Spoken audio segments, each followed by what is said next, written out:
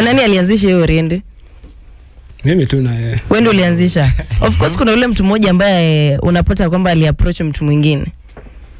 Tulikuwa tu tunapigana undo akakam. Tulikuwa watu wawili wengine wakakam pia si ni wasanii. Hivyo tu.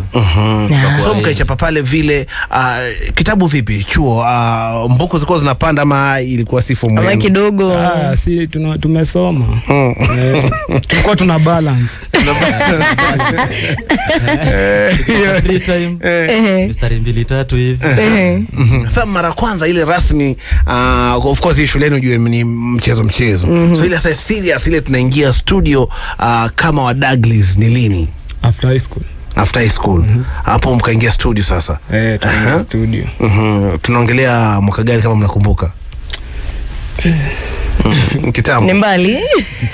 Kitambo kwa wenyewe unakama baba wadogo kwani kitambo tumesonga. Sasa hivi tuko kwani tata kumeanza muziki ni muda gani sasa hizi?